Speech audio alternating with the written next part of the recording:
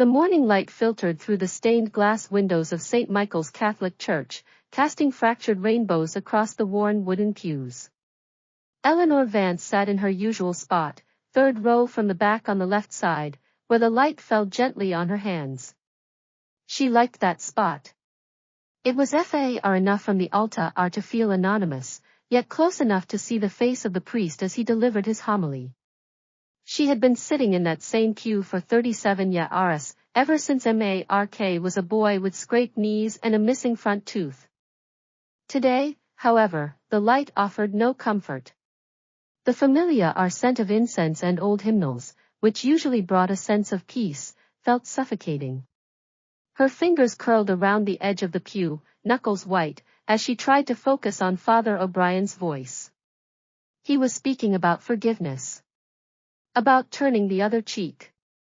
About the virtue of patience. Eleanor had been patient for a very long time. She was 72 years old, but she felt centuries older. Her body, once strong and capable, now betrayed her with aching joints and a persistent fatigue that no amount of sleep could cure. Her silver hair, meticulously curled each Sunday morning, was thinning.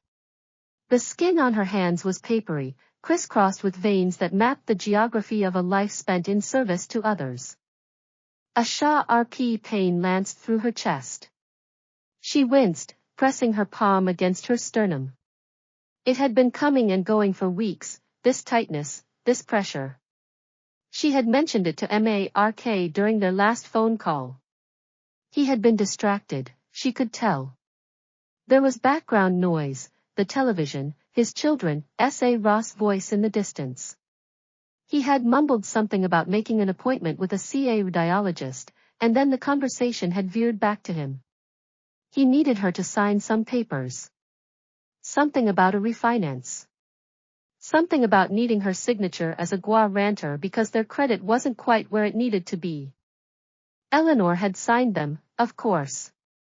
She always signed them. She thought about that day now, as the pain in her chest intensified. The day Mark had called, he hadn't asked about her health. He hadn't asked about the new ache in her joints or the sleepless nights.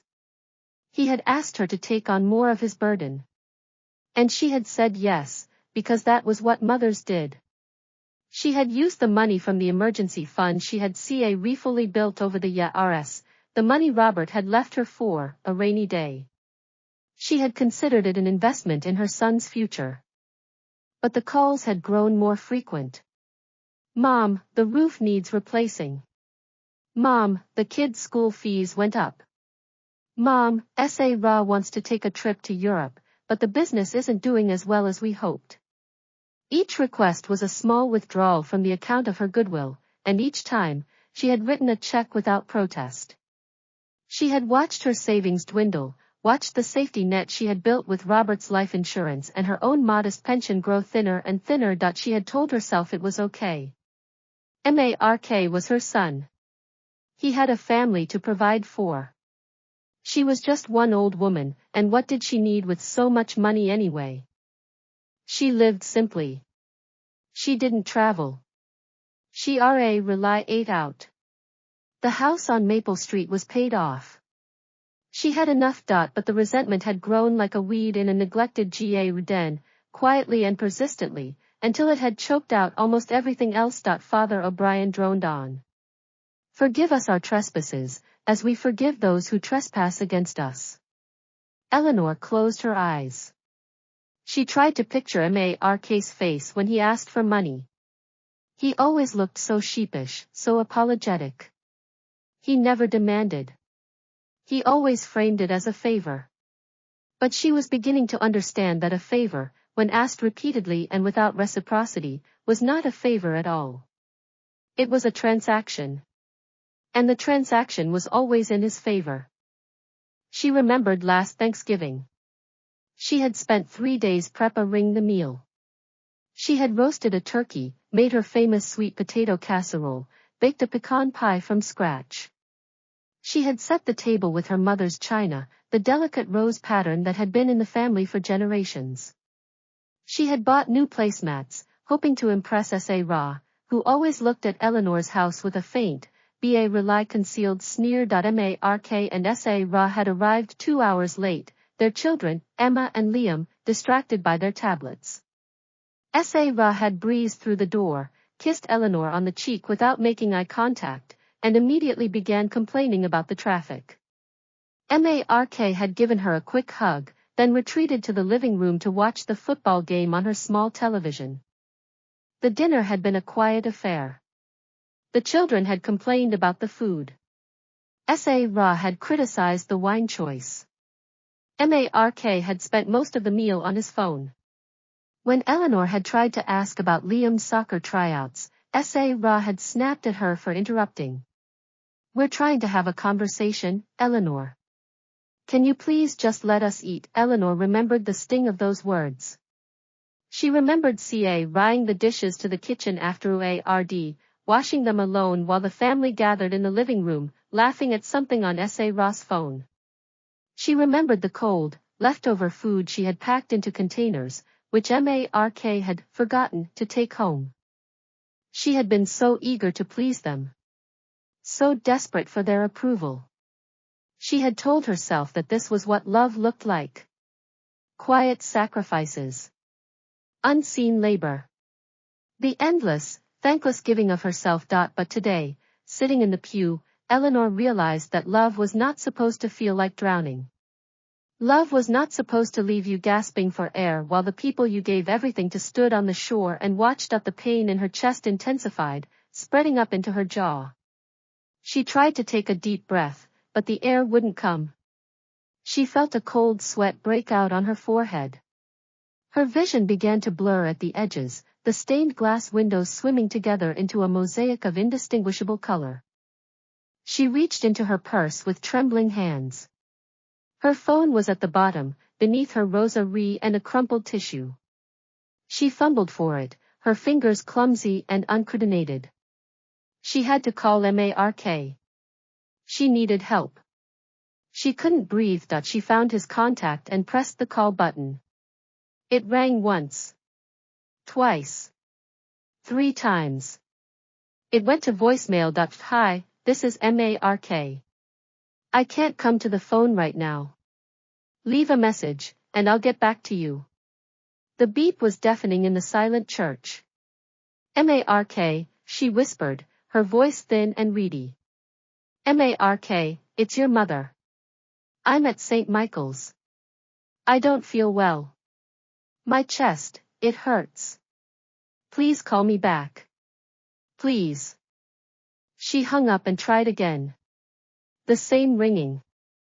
The same voicemail. She tried a third time, a fourth, her thumb pressing the redial button with increasing desperation. Each time, the call went unanswered. She looked around the church. A woman 2 rows ahead had turned to look at her, a worried crease between her brows. Another woman, an usher named Margaret, was making her way toward her. Eleanor tried to wave her off, tried to stand, but her legs buckled beneath her. She collapsed onto the cold marbly floor, the impact jarring through her bones. The world tilted sideways. The ceiling of the church, with its painted cherubs and gold leaf, spun above her. She could hear people shouting, someone calling for an ambulance, but the sounds were muffled, as if she were underwater. In that moment, as she lay there, sta ring at the altar, Eleanor saw a flash of her life. She saw herself at 20, a bride, glowing with hope. She saw herself at 30, holding a newborn Mark, promising to protect him forever. She saw herself at 50, watching Robert's casket descend into the ground, feeling the weight of widowhood settle on her shoulders. She saw herself at 65, signing a check for Mark's new car. At 70, handing over her savings for the children's private school tuition. At 72, sitting at an empty Thanksgiving table, the food growing cold. She had given and given and given. And now, when she needed someone to give back, there was no one. The paramedics arrived, their efficient hands working over her, strapping her onto a gurney. "Her vitals are unstable," someone said. "Possible myake radial infarction." They wheeled her out of the church, through the heavy oak doors, into the blinding sunlight. Eleanor blinked, trying to focus. She saw the bright blue sky, the red and white of the ambulance. She heard the sirens. Where is her family? A voice asked. Has anyone contacted her next of kin? I found a phone in her purse, another voice said. We're calling. Amark Vance. Eleanor heard the nurse, a kind-faced woman with a tired smile, dialing her son's number. She heard the same voicemail she had. He wrote, Hi, this is Mark. I can't come to the phone right now, the nurse left a message. Mr. Vance, this is Mercy General Hospital. Your mother has been taken to the emergency room. Please call us back immediately. They tried again. And again. Eleanor lost count of how many times they tried. Each time, the voicemail clicked on. Each time, the message was left. Each time, the silence that followed was a judgment. The ambulance doors closed. The sirens screamed. Eleanor felt the gurney lurch as they drove away. She thought about Mark's new iPhone. She had bought it for him last Christmas, top of the line. She had spent hours wrapping it, imagining his face when he opened it. He had smiled, thanked her, and then immediately route scrolling through his messages. He had not called her the next day. Or the next week. She knew he had seen her messages. He had to have seen them. His phone was always in his hand, always lit up with notifications. He was never more than an arm's length away from that device. And yet, he couldn't pick up. Not for her. Not when it mattered. The hospital was a blur of white lights and beeping machines. Nurses met around her, inserting IVs, attaching monitors.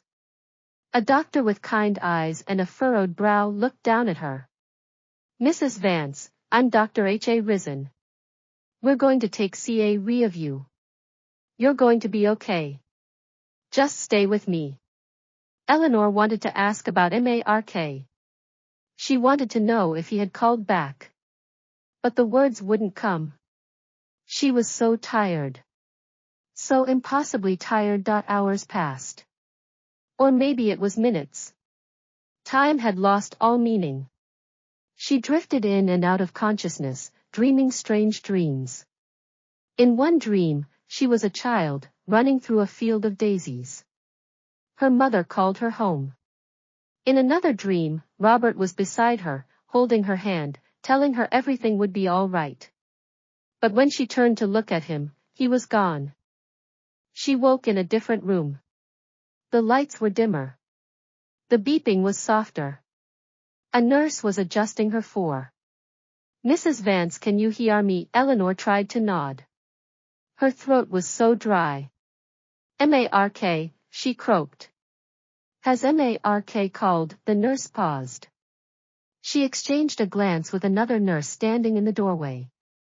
We've been trying to reach him, Mrs. Vance. But he hasn't picked up.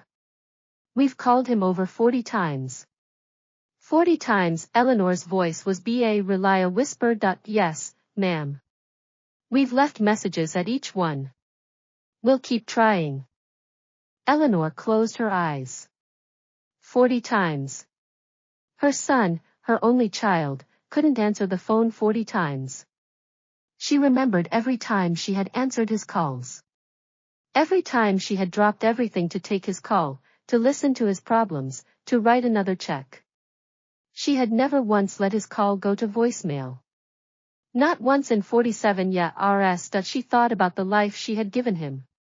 The sleepless nights when he was a baby, the endless hours at PTA meetings, the years of scrimping and saving so he could go to a good college, the down payment for his house, the money for his wedding, the endless handouts that had bled her dry. She had given him everything. And he couldn't even give her a return phone call. Something inside her shifted. It was not the anger that had been simmering for so long. It was something colder. Deeper. A profound and absolute CLA righty. She was done. She was done giving. She was done hoping. She was done making excuses for a man who had made it abundantly clear that she was not a priority in his life. She thought about the trust fund. The one she had set up in his name. The one Robert had asked her to protect. The one she had been planning to leave to Mark and his children. She thought about the money, the investments, the properties. She thought about the house on Maple Street, the one she had poured her life into, the one that Ra had once called quaint. She thought about how many times she had changed her will. She had initially left everything to Robert, then to Mark, then to Mark and Ra, then to the grandchildren. Each time, she had been pressured. Each time, she had yielded. Not anymore. Risen came in, his face a mask of professional calm. Mrs. Vance, you had a blockage in your corona rotary. We've performed an angioplasty and placed a stent. You're stable now, but we're going to need to monitor you for a few days. Do you have any questions? Eleanor looked at him. Her eyes were clear, sharper than they had been in years. I need to make a phone call, she said. I need to speak to my attorney. Risen looked surprised. That's quite urgent, I'm sure, but perhaps you should rest first. Your family? I have no family, Eleanor said, the words cutting through the air like a knife. I have a son who doesn't answer his phone. I have a daughter-in-law who thinks I'm an inconvenience. And I have grandchildren who don't know my name. I am alone. And I intend to stay that way. She reached for her phone, the one that had been returned to her. She opened her contacts and scrolled past Mark's name. She found another number, one she had not called in years. It was the number for her lawyer, the one who had helped Robert set up the trust. Mr. Patterson, she said, her voice steady. It's Eleanor Vance. I need you to come to the hospital as soon as possible. I want to change my will. I want to make it very, very clear. No one in my family gets a single penny from me. Not my son. Not his wife. Not my grandchildren. I want it all to go to Charity. Every last cent. There was a pause on the other end of the line. Mrs. Vance, Mr. Patterson's voice was cautious, are you sure this is quite a drastic measure? Perhaps we should wait until you've recovered. I have never been more sure of anything in my life, Eleanor said. I've been a fool for 47 years. It's time I stopped. She hung up and handed the phone back to the nurse. She lay back against the pillows, her heart steady now, her breathing even. The pain was gone, replaced by a strange, exhilarating sense of liberation. In the corner of her hospital room, there was a small window. Through it, she could see the city skyline. Somewhere out there, in one of those high-rise condos, Mark was living his life, that his mother had almost died. That the foundation he had taken for granted was crumbling beneath his feet. Eleanor smiled. It was a small, quiet smile, but it was full of meaning. She thought about the 47 missed calls. She thought about the silence in the church. She thought about the years of sacrifice and neglect, the endless giving, the constant taking. She had been waiting for a sign. She had been waiting for something to change. She had been waiting for Mark to step up, to be the son she had always believed he could be. But she was done waiting. She was done being the silent, suffering martyr. She was done being the mother who gave everything and asked for nothing. She was done playing the role of the grateful, obedient woman who accepted her lot without complaint. Her son had made his choice. And now, she was going to make hers. It was time for the reckoning. It was time for the fall. She had given him 47 chances. 47 chances to show that he saw red, even for a moment. He had failed every single one of them. She would spend the next 3 days in this hospital bed, planning her next move. She would be patient. She would be strategic. She would build a life that had nothing to do with the ungrateful, absent son who had stolen her peace for far too long. That when she walked out of this hospital, Eleanor Vance would not be the same woman who collapsed on the church floor. She would be something new. Something fierce. Something that the family she had raised would never see coming. And when Mark finally deigned to pick up the phone, he would find that his mother had already given him exactly what he deserved, nothing at all. The clock on the wall ticked steadily. 3 days. She had 3 days to craft the perfect revenge. She had no intention of wasting a single second of them. The 3 days in the hospital became Eleanor's crucible. She spent them not in passive recovery, but in furious preparation. Mr. Patterson visited on the second day, his briefcase stuffed with documents, his expression a rueful blend of professional concern and personal admiration. "You're certain about this, Eleanor?" he asked, adjusting his glasses. He had known her for 20 years, had watched her navigate Robert's illness and death with quiet grace. This new version of her, sharp-eyed and resolute, was unfamiliar but compelling. "Read it back to me," she commanded, gesturing at the freshly drafted document. "Every clause." He read his throat. "The entire estate, including the Maple Street property, the investment portfolio, the trust funds, and all liquid assets, is to be liquidated upon your passing. The proceeds are to be distributed equally among 3 charitable organizations, the Women's Empowerment Foundation, the St. Michael's Church Restoration Fund, and the Mercy General Hospital Rediac Unit. Specifically excluded from any inheritance, bequest, or benefit whatsoever, Mark Thomas Vance, his wife Ra Elizabeth Vance, and their children, Emma and Liam Vance." Eleanor nodded slowly. "And the codicil?" Mr. Patterson hesitated. "The codicil states that should any of the excluded parties contest the will, they forfeit any rights to any contingent claims, and the estate will pursue legal action for legal fees incurred during the defense of this document. It's airtight, Eleanor. But it's also ruthless." "Ruthless," she repeated, tasting the word. "I like that." She signed the document with a steady hand. There was no tremor, no hesitation. The pen scratched across the paper, leaving her name in bold, decisive strokes. She watched Mr. Patterson notarize it, witnessed it with the hospital chaplain who happened to be passing by. It was done. That afternoon, her phone rang. It was the old phone, the one she had kept by her bedside, the one the nurses had been using to call Mark. She looked at the screen. The caller ID read Mark. She let it ring. Once. Twice. 3 times. She watched it vibrate against the nightstand, a small, insistent buzzing that seemed to beg for her attention. On the 4th ring, she picked it up. "Hello, Mom," his voice was panicked, breathless. "Mom, is that you? I've been calling the hospital, they said you were discharged. I just got your messages."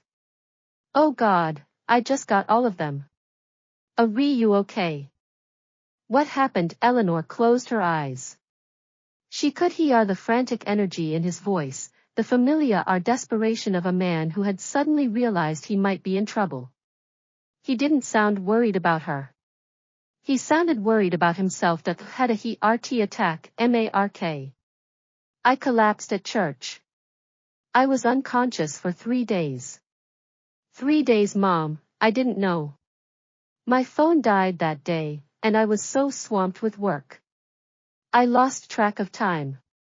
I'm so sorry, I should have." "Your phone died," she repeated, her voice flat. "And you didn't think to check your voicemail for 3 days." There was a pause on the other end. She could hear his breathing, the click of a keyboard in the background. Always working. Always busy. Always prioritizing everything but her. "Look, I feel terrible," he said, his voice shifting into the familiar apologetic cadence she had heard 1,000 times. "I know I messed up. But I'm here now. I'll come to the hospital right away." We can talk about this. Don't bother, Eleanor said. I've already been dish-ridged. I'm at home. You're at home, Mom, you just had a heart attack. You shouldn't be alone. I'll drive over right now. We'll figure this out. No, Mark. I don't want you to come. The words hung in the air, heavy and final. She heard him sputter, he heard the incredulous edge creep into his voice. What do you mean you don't want me to come? I'm your son. It's my job to take care of you. Your job, she said, and she couldn't help the bitter laugh that escaped her. What job, Mark? You haven't taken care of me in years. You haven't even called me in months except to ask for money. You haven't visited except when you needed something. You haven't. Mom, that's not fair. I have a family. I have a career. I'm busy. You know that. Busy, she said, letting the word linger. I know. I've been telling myself that for years. I told myself you were busy when you forgot my birthday. I told myself you were busy when you missed Christmas. I told myself you were busy when you didn't show up for your father's funeral. And I told myself you were busy when you let your wife treat me like an inconvenience in my own home. But I'm done making excuses for you. Mom, what are you talking about? Sarah loves you. She's always been, Sarah tolerates me, Eleanor cut him off. And you let her. You've always let her. You've let her dictate every holiday, every visit, every moment of our relationship. You've let her treat me like a burden, and you've never once stood up for me. Not once. The line went quiet. She could hear him breathing, could imagine him pacing in his expensive home, his hand running through his thinning hair. He was angry, she knew. He was frustrated. But he didn't know how to respond, because everything she was saying was true. Mom, I don't know what's gotten into you, but this is crazy. You're my mother. I love you. We're family. We can work this out. Eleanor felt a surge of exhaustion wash over her. Not the physical exhaustion of the heart attack, but something deeper. A weariness of spirit that had been building for decades. She had heard the word family used as a weapon so many times. A guilt trip. A manipulative tool. A way to get what he wanted without ever having to give anything back to Mark, she said, her voice soft but unyielding. Do you know how many times the hospital called you? 47. They called you 47 times in 3 days. You didn't answer once. You didn't call back. You didn't check your messages. I was dying, Mark. I was lying on a cold floor, and you were too busy to pick up your phone. I told you, my phone died.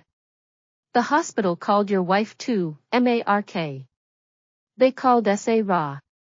They called the house phone. They called your office. You have 3 different phone numbers, and I know you check your voicemail religiously because you're a businessman. You just chose not to answer. You chose to ignore me. The accusation hung in the air, undeniable and damning. She heard him exhale rply, he heard the click of a door closing in the background. He had moved to another room, away from Sarah, away from the children. For once, he was listening to, Mom, I'm sorry. I really am. I was a terrible son. I know that. But we can fix this. We can start over. I'll come over, we'll have a nice dinner, you can see the kids. Stop, she said. Just stop. You don't get to do this. You don't get to show up now, after everything, and pretend you see You don't get to use your children as bait to get what you want. What I want, his voice rose, a note of indignation creeping in. Mom, I'm not trying to get anything from you. I'm trying to see you. I'm trying to make things right. She laughed. A short, Sharp sound that surprised even her.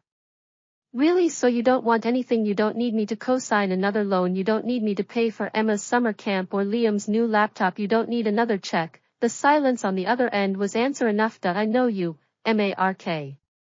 I know you better than you know yourself.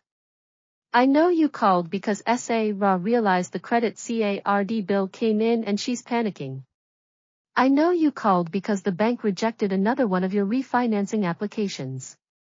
I know you called because you need something. You always need something. But this time, there's nothing left. I have nothing more to give you. Mom, you have millions, those millions are not yours, she said, her voice cold as January frost. They were never yours. They were your father's, and he gave them to me to manage.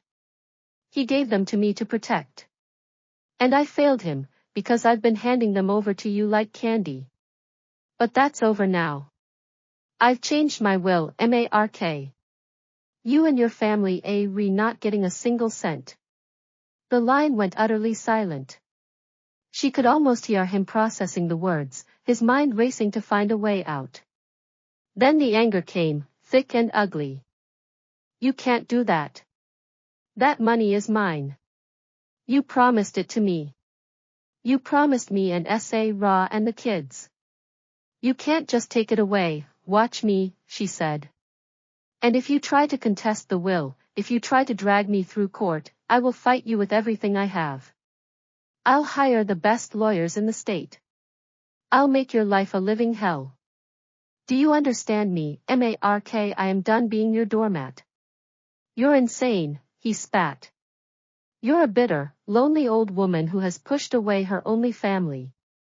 You'll die alone, Mom. You'll die alone and no one will see I already died alone, she said, her voice eerily calm. I died on that church floor, Mark. I died when you didn't answer your phone. But I came back. And I'm not the same woman I was before. She hung up before he could respond. She didn't need to hear his threats or his pleading. She had said everything she needed to say. The weight that had been pressing on her chest for years was gone, replaced by a fierce, burning CLA righted up that night. She did something she hadn't done in decades. She went to her closet, the one in the spa bedroom, and pulled out an old shoebox. It was dusty, forgotten, hidden beneath a pile of winter coats. Inside were photographs. Black and white, sepia-toned, faded with age. She flipped through them, Robert, young and handsome, holding her hand at their wedding. Mark as a chubby baby, covered in cake at his first birthday. The family vacations, the graduations, the holidays. But as she looked closer, she noticed the gaps. The empty chairs at the table. The smiles that didn't reach the eyes. The body language that spoke of distance and discomfort. She had seen these photographs 100 times, but she had never really looked. Not like this. She pulled out a photograph from Mark's wedding. Sarah was radiant, her white dress perfect, her smile immaculate. Mark was beaming, proud and handsome. Eleanor was standing on the edge of the frame, half cut off, her dress modest and unremarkable. She remembered that day. She had paid for half the wedding, but she had been relegated to the back row, a spectator in her own son's life. She placed the photograph back in the box. The anger was still there, but it was controlled now. It was fuel. It was purpose. She began to plan. She had 3 days until she would be fully recovered. 3 days to set everything in motion. She would sell the house on Maple Street. She would move into a smaller, more modern place, somewhere Mark didn't know about. She would change her phone number, her bank accounts, her entire life. She would disappear from the world she had known and build a new one. But first, she would confront the other ghosts in her life. The ones she had been avoiding for years. The friends who had stopped calling because she was always so busy with Mark's problems. The neighbors she had neglected because she was too exhausted to maintain relationships. The RTS of herself she had abandoned in her quest to be the perfect mother. She pulled out a notebook and began to write. It wasn't a letter to Mark. It was a manifesto. A declaration of independence. She wrote about the years of silent suffering, the countless small cruelties she had endured, the cumulative weight of neglect that had broken her spirit. She wrote about the HERT attack, the collapse, the 47 calls. She wrote about the moment she woke up and realized she had been given a second chance. The words flowed easily, more easily than anything she had written in years. By the time she finished, the sun was rising over the city, painting the sky in shades of gold and pink. She felt lighter than she had in a decade. Her phone buzzed. It was a text message from an unknown number. She opened it and read the words that would change everything. Mrs. Vance, this is Patricia from the book club. I heard about what happened. I'm so sorry. If you ever need anything, please call me. I've been where you are. We need to talk. There are things you should know. Eleanor Sta read at the message. Her finger hovered over the reply button. She had been so focused on cutting ties with Mark that she had forgotten about the life waiting for her beyond him. The community she could build. The women she could help. The future she could create. She smiled, a slow, radiant smile that reached every corner of her face. She typed back a single word. Tomorrow.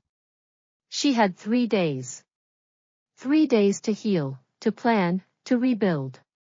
And when she walked out of this house, she would be unstoppable. The woman who collapsed on that church floor was gone. In her place stood someone fierce, someone powerful, someone who would never, ever be ignored again. Patricia arrived at Eleanor's doorstep the next morning with a bottle of red wine and a look of fierce determination that suggested she was not here for casual conversation. Eleanor, still moving refully from her ordeal, led her into the living room where the morning sun streamed through the windows, casting warm rectangles of light across the hardwood floors. You look better than I expected, Patricia said, settling onto the sofa. She was a robust woman in her late 60s, with silver-streaked hair pulled back in a practical ponytail and eyes that missed nothing. Considering you nearly died. I feel better than I expected, Eleanor admitted, pouring them both glasses of water. The wine will have to wait. The doctor said no alcohol for another week. Patricia waved a dismissive hand. I didn't come for the wine. I came because I heard what happened. The whole book club has been buzzing. We're all furious on your behalf. Eleanor sat down across from her, her hands wrapped around the CL glass. You heard about Mark. I heard he didn't answer his phone. I heard the hospital called him nearly 50 times. I heard he only showed up after you were already home, and only because you threatened to cut him off. Patricia leaned forward, her eyes blazing. Is that true? Mostly, Eleanor said quietly. He didn't show up at all. He called. I told him not to come. I told him about the will. Patricia sat back, a slow smile spreading across her face. Good. That's good. I was worried you'd cave. Most women do. They get red, they get lonely, they let their children back in, and then the cycle starts all over again. I don't intend to cave, Eleanor said. I've spent 47 years caving. I'm done. Patricia studied her for a long moment. Then she reached into her oversized handbag and pulled out a manila folder, thick with documents. She placed it on the coffee table between them. I want to show you something, she said. And I want you to promise me you'll keep an open mind. Eleanor looked at the folder, a prickle of unease running down her spine. What is it? Evidence, Patricia said. Of what your son and his wife have been doing behind your back. The words hung in the air like a thundercloud. Eleanor felt her stomach drop. She had suspected, of course. She had always suspected. There were too many inconsistencies, too many half-truths, too many times when Mark's stories didn't quite add up. But she had never confronted him. She had never asked for proof. She reached for the folder with trembling hands. Inside were bank statements, mortgage documents, credit card bills. They told a damning story. Mark and Sarah had been living far beyond their means for years. The business troubles Mark had complained about were not temporary setbacks, they were the result of reckless spending and poor investments. They had taken out multiple loans, maxed out credit cards, and were facing foreclosure on their home. But it was the second set of documents that made Eleanor's blood run cold. These were copies of checks. Checks written from her own account. Checks she had signed in good faith, believing she was helping her son through a difficult time. But the amounts didn't match what Mark had told her. He had claimed he needed $10,000 for the roof. The check was for $25,000. He had said the children's school fees were $5,000. The check was for $12,000. And the most damning of all, a check for $50,000, written just 3 months ago, for what Mark had described as an emergency business investment. The check had been deposited into an account that was not a business account at all. It was a personal account, in Sarah's name, with a balance that had since been drained. Eleanor looked up from the documents, her face pale. Where did you get these? Patricia leaned back, her expression grim. I have a friend at the bank. A woman who saw what was happening and couldn't stay silent. She's been watching your accounts for years, Eleanor. She saw the pattern. She saw how much money you were giving them, and she saw what they were doing with it. She wanted to tell you, but she was afraid of losing her job. She gave me these copies, hoping I'd find a way to get them to you. I don't understand, Eleanor said, her voice really a whisper. Why would they do this? I was already giving them everything. I never said no. I never, because you never said no, Patricia interrupted gently. That's exactly why. You were an easy target. They knew you loved them. They knew you'd do anything for them. So they took everything they could, and they hid the truth because they knew if you found out, the gravy train would stop. Eleanor read at the documents, her mind racing. She thought about all the times Mark had called, his voice filled with false urgency. She thought about the guilt trips, the emotional manipulation, the way he always made her feel like she was helping him survive a crisis. All of it was a lie. The anger that had been simmering inside her for weeks finally erupted. It was a white-hot rage that burned through her chest, clearing away the last remnants of guilt and hesitation. She had been played. She had been used. She had been robbed. I'm going to destroy them, she said, her voice low and dangerous. Patricia nodded slowly. I was hoping you'd say that. But you need to be smart about this. If you confront them directly, they'll lie. They'll gaslight you. They'll make you feel like you're crazy. You need to have a plan.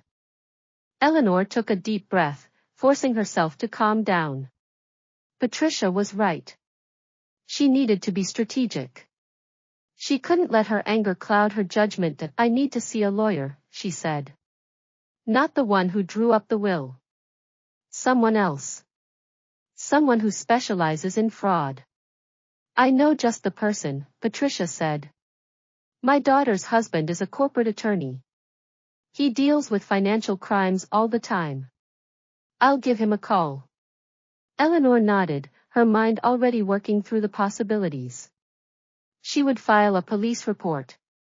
She would press charges. She would make sure Mark and Sarah faced consequences for what they had done. But she knew it wouldn't be that simple. They would fight back. They would lie, manipulate, and do whatever it took to protect themselves. But she was done being the victim. She was done being the passive, forgiving mother who let her children walk all over her. She was going to be the woman who fought back. At the meeting with the attorney, a sharp-eyed man named David Chen, was scheduled for the next afternoon.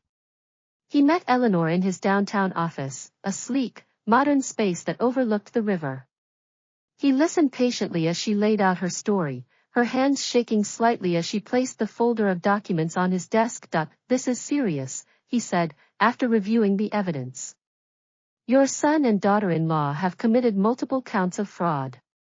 They've misrepresented the purpose of the funds you gave them. They've forged documents.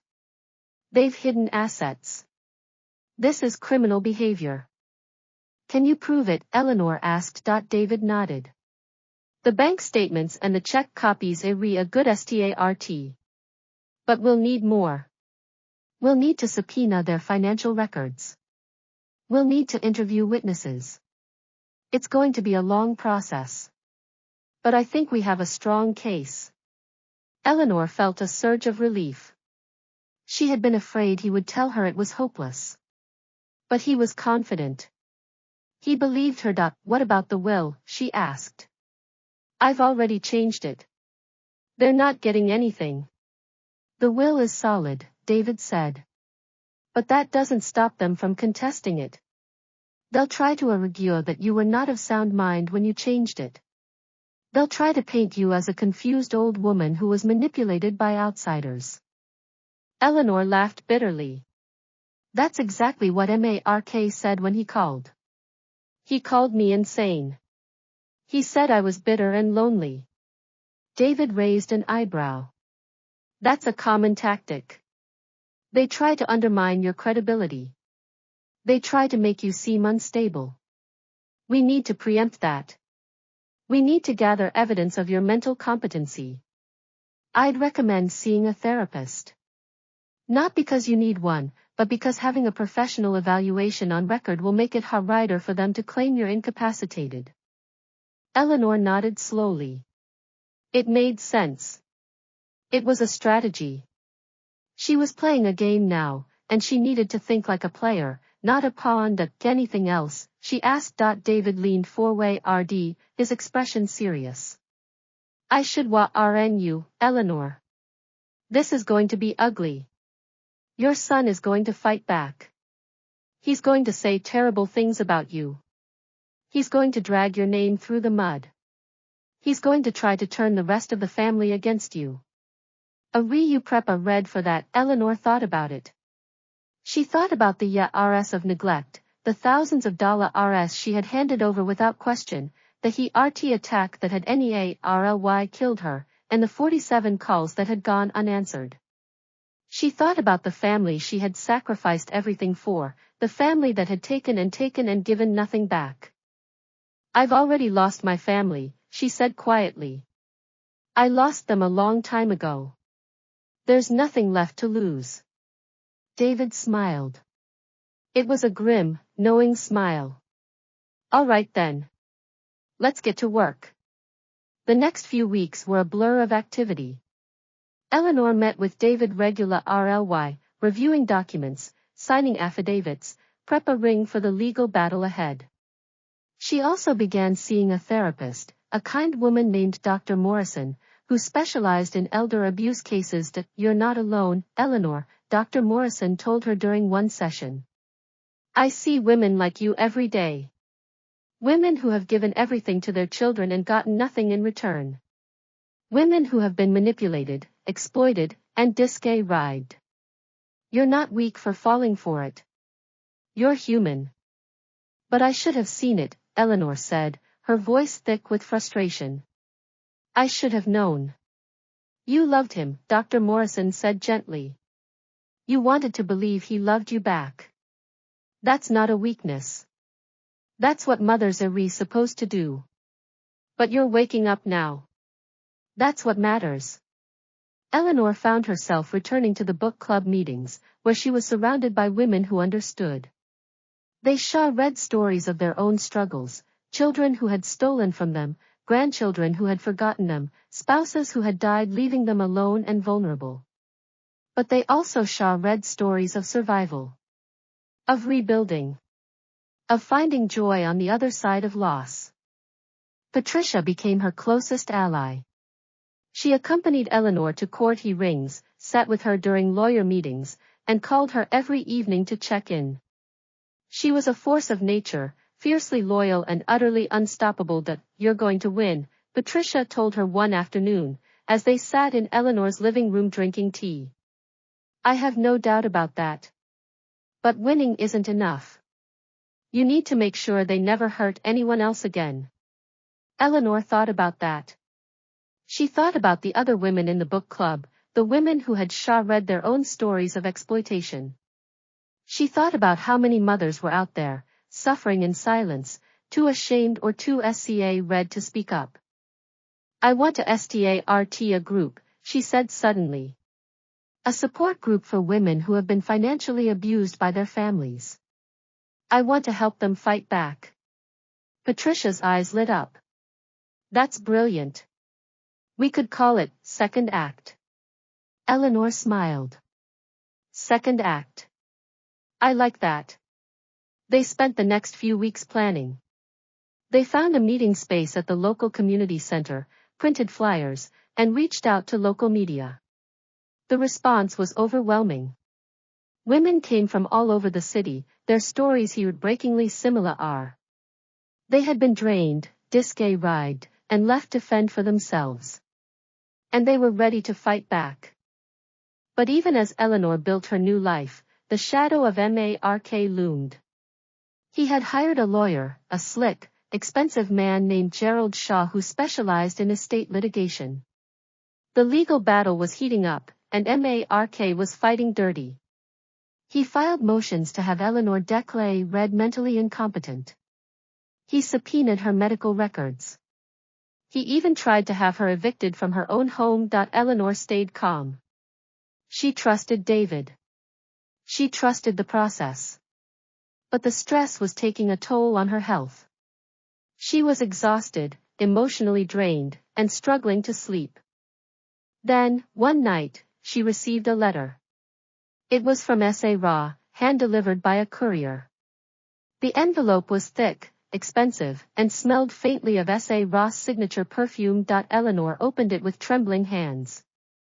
Inside was a single page, typed in a formal, cold tone. "Eleanor, we have evidence that you have been engaging in inappropriate relationships with members of your support group. We have witnesses who will testify that you are not in your right mind. We are ready to take this to court if you do not agree to a settlement. We are willing to offer you a modest monthly allowance in exchange for your cooperation. If you refuse, we will destroy you. Think carefully before you respond." Eleanor read the letter 3 times. Then she laughed. It was a wild, unhinged laugh that echoed through her empty condo. They were trying to blackmail her. They were trying to threaten her with the very thing she had already lost, her reputation. She picked up her phone and called David. "I need you to see this," she said. "They've just given us everything we need." The next morning, David filed a countersuit for defamation and malicious prosecution. The war was officially on. And Eleanor Vance was ready to fight. The courtroom was cold, sterile, and unforgiving. Eleanor sat at the plaintiff's table, her back ramrod straight, her hands folded neatly in front of her. She wore a tailored navy suit, a string of pearls that had belonged to her mother, and an expression of quiet, unshakable resolve. Beside her, David Chin reviewed his notes with the calm efficiency of a man who had done this 1,000 times. Across the aisle, Mark and Sarah sat with their lawyer, Gerald Shaw. Mark looked haggard, his eyes ringed with dark circles, his suit rumpled as if he had slept in it. Sarah was immaculate, as always, her blonde hair perfectly coiffed, her makeup flawless. But there was a tension in her jaw, a tightness around her eyes that betrayed her anxiety. The gallery was packed. Patricia sat in the front row, flanked by several women from the Second Act group. They had come to show their support, their faces a sea of determination. Eleanor felt a surge of gratitude as she looked at them. These women had become her family. They had given her strength when she had none left. Judge Marga Red Holloway, a stern woman in her 60s with steel-gray hair and piercing blue eyes, called the court to order. We are here today to hear the matter of Vance versus Vance. The plaintiff, Eleanor Vance, is seeking damages for fraud, elder abuse, and defamation. The defendants, Mark and Sarah Vance, have filed a countersuit alleging that the plaintiff is mentally incompetent and that her will should be invalidated. Let's proceed. Gerald Shaw rose first, his voice smooth and practiced. Your Honor, my clients are deeply saddened by the situation we find ourselves in. They love Mrs. Vance DEARLY and are devastated that she has been manipulated by outsiders into turning against her own family. We will present evidence today that Mrs. Vance is not of sound mind and that her recent actions are the result of undue influence. Eleanor felt a flash of anger, but she kept her expression neutral. She had been prepared for this. She had been prepared for the lies. David Chen stood, his voice calm and measured. Your Honor, the evidence will show that the defendants have engaged in a systematic pattern of financial exploitation. They have misrepresented their financial situation, forged documents, and defrauded Mrs. Vance of hundreds of thousands of dollars. The countersuit is a desperate attempt to discredit her and avoid accountability. Judge Holloway nodded. Proceed. The first witness was the bank teller, the woman who had provided Patricia with the documents. Her name was Maria Santos, and she was nervous, her hands trembling slightly as she took the stand. But her testimony was damning. She described the unusual activity on Eleanor's accounts, the large checks written to Mark and Sarah, and the discrepancies in the amounts. Mrs. Vance came in regularly, Maria said, her voice steadying as she spoke. She was always kind, always trusting. She believed she was helping her son. But the amounts on the checks didn't match what she told me. She said she was paying for a roof repair, but the check was for $25,000. She said it was for school fees, but the check was for $12,000. I noticed the pattern, but I didn't know what to do. I was afraid to speak up. Did you ever confront Mrs. Vance about these discrepancies? David asked it. No, sir, Maria said. I didn't want to upset her. But I couldn't stay silent anymore. I had to do something. Mark's face was pale as Maria spoke. He looked at Sarah, his eyes wide with panic. Sarah read straight ahead, her expression a mask of cold indifference. The next witness was a forensic accountant named Robert Kim. He had been hired by David to trace the flow of money. His testimony was devastating. He presented a detailed timeline of the fraud, complete with bank statements, credit card bills, and loan documents. Between 2024, Mark and Sarah Vance withdrew approximately $450,000 from Mrs. Vance's accounts, Robert said. The funds were used to pay off personal debts, fund luxury vacations, and maintain a lifestyle that was far beyond their means. The defendants misrepresented the purpose of these funds on multiple occasions. Gerald Shaw objected, claiming the evidence was irrelevant. Judge Holloway overruled him. The testimony continued. Eleanor watched her son's face as the evidence was presented. He looked defeated, cornered. He kept glancing at Sarah, but she refused to meet his eyes. There was a fissure between them, a crack that was widening with every passing moment. When it was Mark's turn to testify, he took the stand with a visible reluctance. He tried to look contrite, tried to frame his actions as mistakes rather than crimes. I love my mother, he said, his voice trembling. I would never intentionally hurt her. I made poor decisions, yes. I was in a difficult financial situation, and I panicked. But I always intended to pay her back. I was always going to make it right. Yet you never did, David said, his tone sharp. you never paid her back. You never even told her the truth. You let her believe she was helping you with legitimate expenses while you drained her accounts. Is that correct? Mark hesitated. It wasn't like that. I was trying to protect her. I didn't want her to worry. You didn't want her to worry, David repeated, his voice dripping with contempt. So instead, you lied to her. You stole from her. You manipulated her. And when she had a heart attack and Nearly died, you ignored 47 phone calls from the hospital. Is that what you call love, Mr. Vance? Mark's face crumpled. He looked at Eleanor, his eyes pleading. Mom, I'm sorry. I'm so sorry. Please, you have to believe me. I never meant for any of this to happen. Eleanor looked at her son. She remembered the little boy he had been, the chubby-cheeked toddler who had wrapped his arms around her neck and told her he loved her. She remembered the teenager who had promised to take care of her when she got old. She remembered the man she had raised, the man she had sacrificed everything for. And she felt nothing.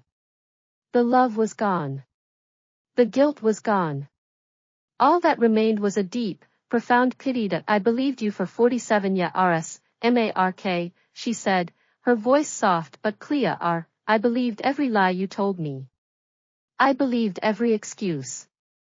I believed that you loved me. But I was wrong. You don't love me. You love what I could give you. And when I had nothing left to give, you threw me away. The courtroom was silent. Mark's face was ashen. He opened his mouth to speak, but no words came out. The final witness was Dr. Morrison, the therapist. She testified to Eleanor's mental competency, her clarity of thought, her determination to rebuild her life. That Mrs. Vance is one of the most resilient patients I have ever treated, Dr. Morrison said. She has been through a traumatic experience, but she has emerged stronger and more focused. There is no evidence of cognitive decline or mental incompetence. She is fully capable of making her own decisions. Judge Holloway listened to the testimony, her expression unreadable. When the case was concluded, she took a moment to review her notes. I have heard the evidence, she said, her voice ringing through the courtroom. And I have come to a conclusion. The plaintiff, Eleanor Vance, has been the victim of a prolonged and systematic pattern of financial abuse. The defendants have shown a pattern of deception, manipulation, and exploitation. The countersuit filed by the defendants is dismissed with prejudice. Mark and Ra exchanged panicked glances. Gerald Shaw looked stricken. Furthermore, Judge Holloway continued, I am ordering the defendants to repay the full amount of the funds taken from Mrs. Vance, plus interest and legal fees. The will that Mrs. Vance has created will stand. The defendants are hereby prohibited from contesting it or from contacting Mrs. Vance in any way without the permission of the court. Ra let out a small, strangled sob.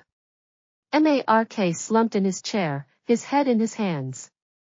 But Judge Holloway wasn't finished. The evidence presented in this case has also revealed potential criminal violations. I am referring this matter to the District Attorney's Office for investigation. The defendants may face further legal consequences. Eleanor felt a surge of relief, so powerful it nearly brought her to her knees.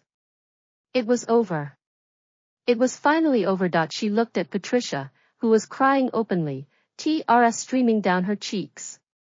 The other women from second act were cheering, clapping, embracing each other. They had won. They had fought back, and they had won. But as Eleanor walked out of the courtroom, she felt the weight of what she had lost. Her son was gone. Her grandchildren were gone. The family she had dreamed of, the family she had sacrificed everything for, no longer existed. She thought about the house on Maple Street, the house she had sold. She thought about the photographs in the shoebox, the memories that now felt like a betrayal. She thought about the years she had wasted, the love she had poured into a void. And then she remembered Robert. Her Robert, who had loved her without conditions, who had seen her strength when she couldn't see it herself. He had believed in her. He had believed she could be more than just a mother, more than just a wife. He had believed she could be a woman of power. "I did it, Robert," she whispered, looking up at the sky. "I did it for us."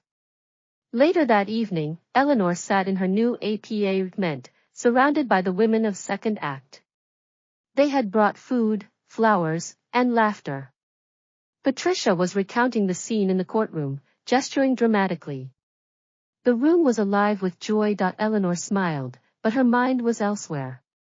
She was thinking about Mark. She was thinking about the look on his face when the judge read her decision. He had looked like a child, lost and frightened. It was the look he had worn when he was 5 years old and had gotten lost in the supermarket. He had called out for her, and she had come running. But this time, she hadn't come running. This time, she had walked away. It was the hardest thing she had ever done. It was also the most liberating. The next morning, Eleanor received a letter. It was from Emma, her granddaughter. The handwriting was young, unsteady, and the words were brief. "Grandma, I miss you. Dad said you don't want to see us anymore. Is that true? I hope you're okay. I love you." Eleanor read the letter 3 times. The tears came, finally, unstoppable. She had been so focused on Mark, so focused on the betrayal, that she had forgotten about the children. They were innocent. They were victims, just as she was. She sat down at her desk and wrote a response. It was a simple letter, warm and loving. She didn't mention the lawsuit or the betrayal. She just told Emma she loved her, that she would always love her, and that she hoped they could see each other soon. She folded the letter, placed it in an envelope, and sealed it. She would hand-deliver it to Emma's school. She wouldn't let Mark stand in the way of her relationship with her grandchildren. She wouldn't let him win. The battle was over, but the war was just beginning. Eleanor Vance had reclaimed her life, her money, and her dignity. Now, she would reclaim her future. And she would build something new, something lasting, something that would outlive her. She picked up her phone and called Patricia. "I'm ready," she said. "Let's start planning the second act expansion. We're just getting route." The sunlight streamed through the floor-to-ceiling windows of Eleanor's apartment, casting warm pools of gold across the hardwood floors. She stood at the easel in her art studio, a paintbrush in her hand, her canvas alive with color. It was a painting of a church, not St. Michael's, but a small, humble chapel she had visited during a weekend trip to the countryside. The light in the painting was soft, diffused, peaceful. It was the light of a new beginning. Behind her, the apartment hummed with quiet activity. Patricia was in the kitchen, arranging flowers in a crystal vase. Myra was setting out plates and silverware for the small gathering they had planned. The women from second act were arriving soon to celebrate the official launch of their expanded program. It was a day of triumph, of closure, of four-way RD motion. Eleanor set down her brush and stepped back to admire her work. For a moment, she was lost in the swirl of colors, the memory of the chapel, the feeling of peace that had settled over her like a warm blanket. It had been 6 months since the trial. 6 months since she had stood in that courtroom and watched her son crumble. 6 months of rebuilding, healing, and growing. But the past had a way of knocking on the door, even when you had read it shut. The intercom buzzed. Eleanor walked over and pressed the button. "Yes, Mrs. Vance, there's a gentleman here to see you," the doorman said. "He says he's your son. His name is Mark. Should I let him up?" Eleanor felt her heart skip a beat. She had not spoken to Mark since the trial. She had blocked his number, ignored his letters, and refused his requests for a meeting through his lawyer. She had thought, perhaps naively, that he would eventually give up. But he had not. "Send him up," she said, her voice steady. She turned to face the door, her hands clasped in front of her. Patricia Ape read in the kitchen doorway, her face a mask of concern. Are you sure about this? No, Eleanor admitted. But I need to see him. The elevator chimed. The doors slid open, and Mark stepped out into the hallway. He looked older than she remembered. His hair had grayed significantly, and there were deep lines around his eyes. He was thinner, his suit hanging loosely on his frame. He looked like a man who had been carrying a weight too heavy for him. Mom, he said, his voice rely above a whisper. Eleanor stepped aside to let him in. She closed the door behind him and gestured to the living room. Sit. Mark sat down on the edge of the sofa, his hands clasped in his lap. He looked around the apartment, his eyes lingering on the painting, the flowers, the evidence of a life that had moved on without him. I wasn't sure you'd let me in, he said. I wasn't sure I would either, Eleanor replied, sitting across from him. But here you are. Mark took a deep breath, his shoulders trembling slightly. I know I don't deserve to be here. I know I've done terrible things. But I need to tell you something. I need you to understand. Eleanor waited. She said nothing. The day you had the heart attack, Mark began, his voice cracking. I didn't ignore your calls because I was busy. I ignored them because I was afraid. I had just gotten a letter from the bank. They were going to foreclose on the house. Ra had been hiding our debts from me. She had racked up so much credit card debt that we were drowning. I didn't know what to do. I panicked. I thought if I answered your call, you'd hear the fear in my voice. I thought you'd ask questions I couldn't answer. So I let it ring. Eleanor read at him, her expression unreadable. You let it ring 47 times because you were afraid. 47. Mark looked confused. No, Mom. I only got one voicemail. The first one. My phone battery died that afternoon and I didn't plug it in until late that night. By the time I got it working, I had hundreds of messages. I was overwhelmed. I root deleting them without listening. I didn't hear the hospital messages until 3 days later, when Ross' phone root ringing. I thought it was just more debt collectors. Eleanor felt a chill run down her spine. What are you talking about? Mark looked at her, his eyes desperate. I didn't get 47 calls, Mom. I got one. The rest were deleted by Ra. She wanted to keep me away from you. She was afraid that if I talked to you, I would tell you the truth about our finances. She had been manipulating me for years. She made me believe that you were controlling and manipulative. She convinced me you were the enemy. I was so stupid. I believed her because I was too afraid to face the truth.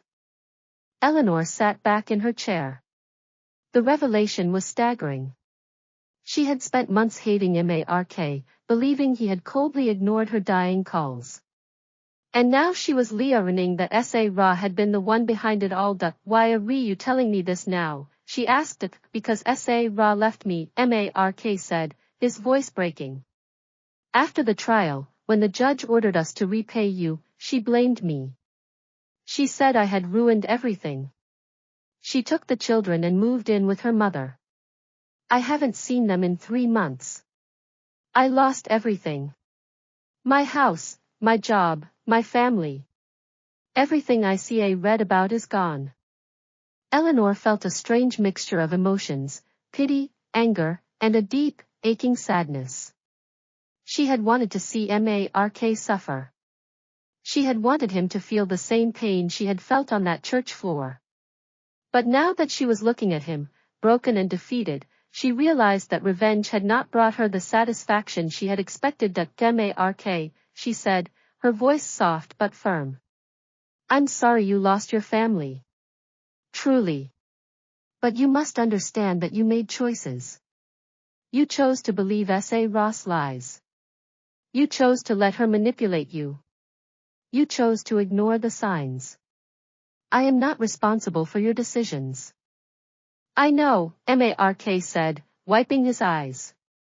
I know, Mom. I'm not here to ask for money or forgiveness.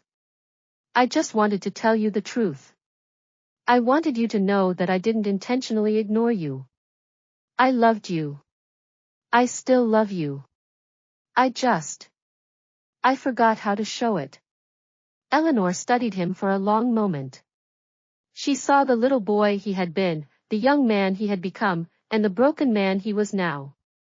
She saw her own failures in his face, the moments she had prioritized his happiness over his growth, the times she had enabled his weaknesses instead of challenging them.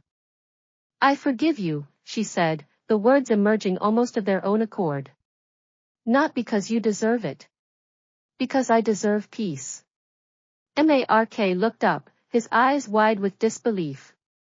You forgive me, I forgive you for your choices, Eleanor said. But forgiveness does not mean we go back to the way things were. I cannot be your financial support. I cannot be your emotional crutch. I cannot be the mother who sacrificed everything for you. That woman is gone. But I can be someone else. I can be your mother, not your enabler. And that is all I can offer. Mark nodded slowly, tears streaming down his face. That's more than I deserve. Eleanor stood up and walked to the window. She looked out at the city, at the river winding through the landscape, at the people moving through their lives below. She thought about the woman she had been, the woman who had collapsed on the cold marbly floor of St. Michael's. She had been so small then. So afraid. So convinced that she had no worth beyond what she could give to others. But she had Leah Rened. She had grown. She had become someone else. She turned back to Mark. I would like to see the children, she said. Emma sent me a letter. She said she misses me. I would like to see her and Liam. Without Ra. Just the three of us. Mark hesitated. I don't know if Ra will agree to that. Then you'll have to fight for it, Eleanor said. You'll have to prove that you're more than just a victim of her manipulation. You'll have to show her, and the court, that you can be a responsible father. It won't be easy. But it's the only way four-way road. Mark wiped his face and stood up.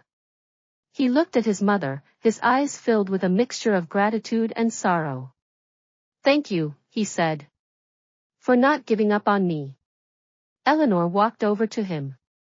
She took his hand and squeezed it gently.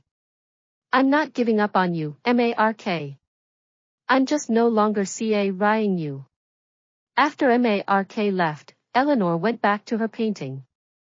She added a small detail to the chapel window, a single figure, kneeling in prayer. It was a reminder of where she had been and where she was going. Patricia came up behind her, placing a hand on her shoulder. Are you okay? Eleanor smiled. I'm better than okay. I'm free. That evening, the second act women gathered in Eleanor's apartment. They ate, laughed, and read stories of their own journeys. Eleanor looked around the room at the faces of these women, each one a testament to the power of reclaiming one's life. She felt a deep sense of purpose, a connection to something greater than herself. To second acts, Patricia said, raising her glass. To second acts, the women echoed. Eleanor raised her glass, her heart full. She thought about the church floor, the cold marble, the silence that had followed. She thought about the 47 calls that never connected, the love that had been lost and found again. She thought about the painting in her studio, the light that now defined her life. She took a sip of her wine and smiled. The future was bright. And she was ready to face it, one brushstroke at a time.